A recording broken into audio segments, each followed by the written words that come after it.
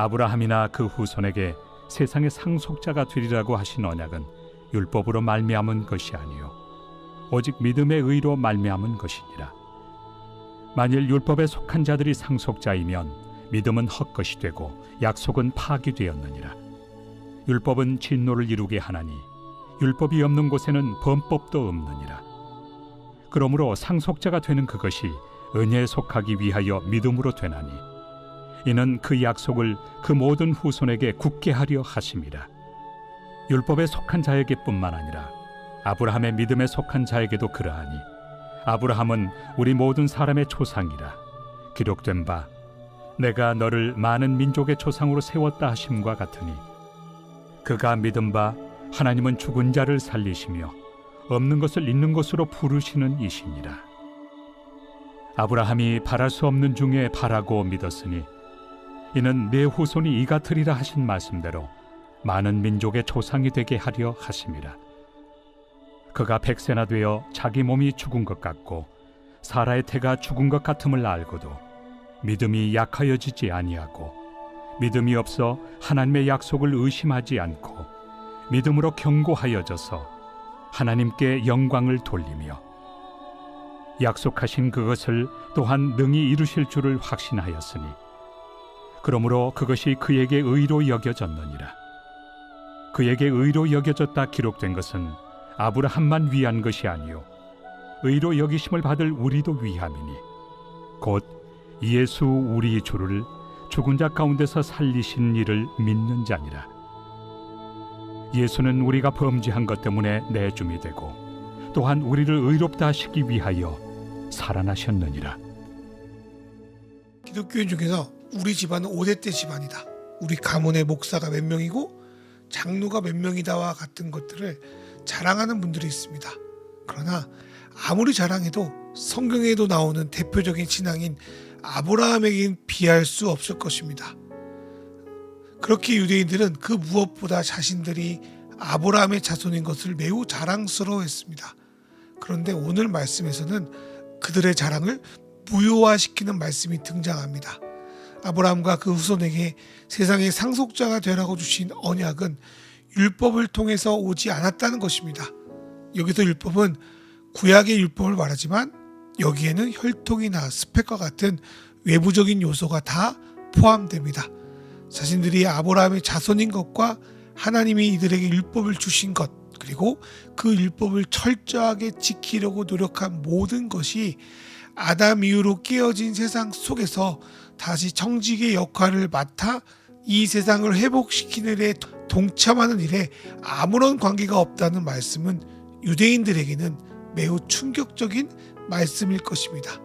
그리고 이 말씀은 오늘날 믿음 없이 자신의 가문이 뼈대에 있는 기독교 가문인 것이나 자신이 세상에서 쌓아온 스펙이나 재력, 다니는 교회의 크기들을 자랑하는 이들에게도 충격적으로 들려져야 할 것입니다. 또 만약에 이러한 것들이 하나님의 약속을 상속받는 조건이라면 실제 아무도 그 조건을 맞출 수 없기에 하나님의 약속 역시 무의미하게 되기 때문입니다. 하나님께서 율법을 주신 것은 자신을 자랑하라고 준 것이 아닙니다. 오히려 이를 통해 겸손해지라고 주신 것입니다. 본래 하나님은 율법을 자기 자랑하거나 남을 비난하는 데 쓰라고 주신 것이 아닙니다.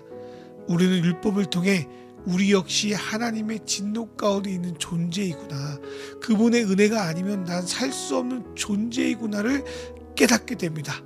율법을 지킨다고 구원에 이르는 것이 아닙니다. 그런데 율법을 받은 것만 해도 큰 복이 될 수 있습니다. 어쩌면 율법은 건강검진과도 같습니다. 우리는 건강검진을 통해 우리 몸의 문제를 해결할 수 없습니다.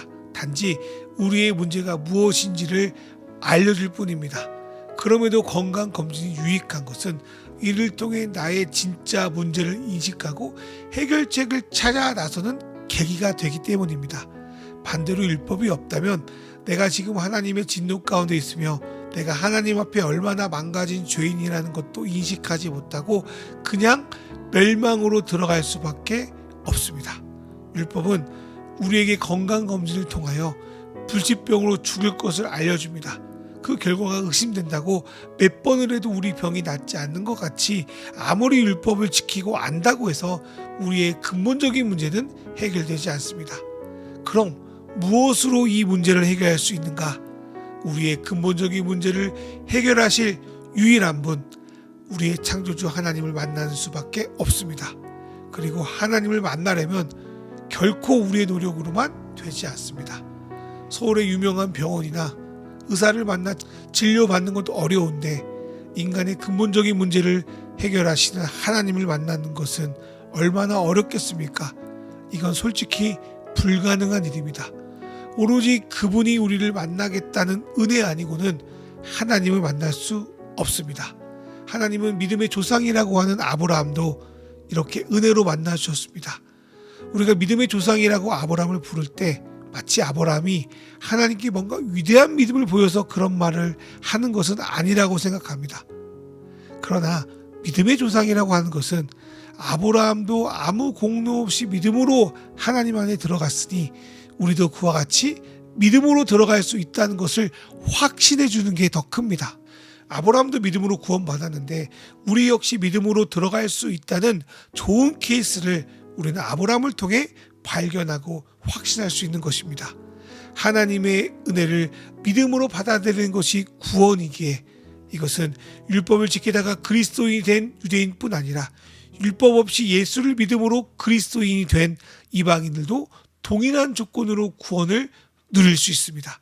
특별히 바울은 이방인 그리스도인들을 아브라함의 믿음에 속한 자라고 높여주면서 우리 모두 예수 그리스도를 통해 아브라함의 믿음의 길을 따라갈 수 있기에 아브라함이 모든 사람의 조상이라고 말씀하고 있는 것입니다. 그리고 17절에 인용된 말씀은 창세기 17장 5절의 말씀을 인용한 것입니다.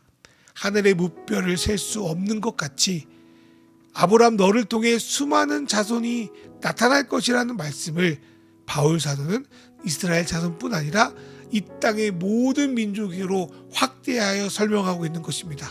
하나님은 아브라함에게 주신 은혜를 단지 이스라엘 민족 안으로만 축소시키는 분이 아니라 모든 민족에게 확대하기를 원하시는 분입니다. 그리고 이를 위해 예수님을 보내셨습니다. 그러나 이 말씀을 처음 읽은 사람들, 특별히 선민사상을 가지고 있는 유대인들에게는 이 말씀이 참 어려웠을 겁니다. 어떻게 이런 일이 일어날 수 있는 거지? 어떻게 우리뿐 아니라 모든 사람이 율법이 아닌 믿음으로 구원받을 수 있는 거지? 그러한 의문을 가질 수밖에 없습니다. 그에 대해 바울 사도는 그리스도의 부활과 하나님의 창조 사역을 언급하며 하나님이라면 이러한 일이 가능하다고 11절에서 말씀합니다.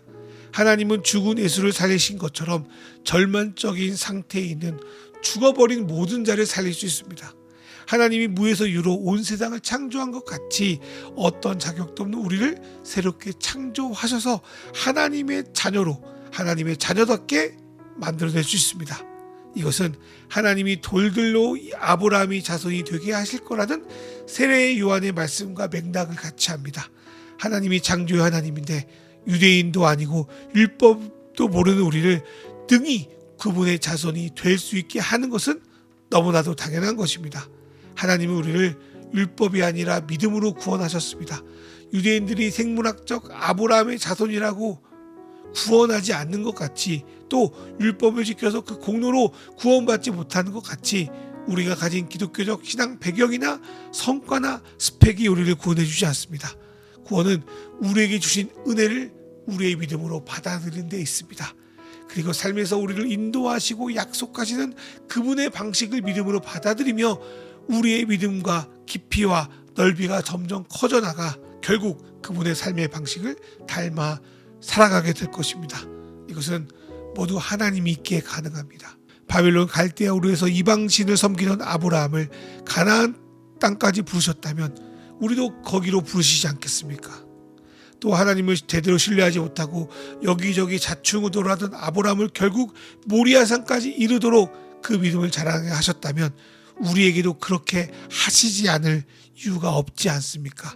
더구나 하나님이 그렇게 하신다는데 우리가 망설일 이유가 뭐가 있습니까? 죽은 자를 살리고 없는 것을 있는 것으로 부르시는 그분을 신뢰하며 그분이 하실 일들, 그분이 약속하신 것들을 우리의 믿음으로 받아들이면 되는 것입니다. 죽은 자를 살리신 분이 결코 우리를 죽게 내버려 주지 않으실 것이다. 없는 것을 있게 하시는 분이 사랑하는 자들을 새롭게 변화시킬 것이다. 그 믿음을 가지고 오늘을 내가 가진 어떤 율법에도 관계없이 주님만의 자유함과 은혜를 누리는 저와 여러분 되기를 주님의 이름으로 축원합니다. 이 시간 기도로 나아가겠습니다.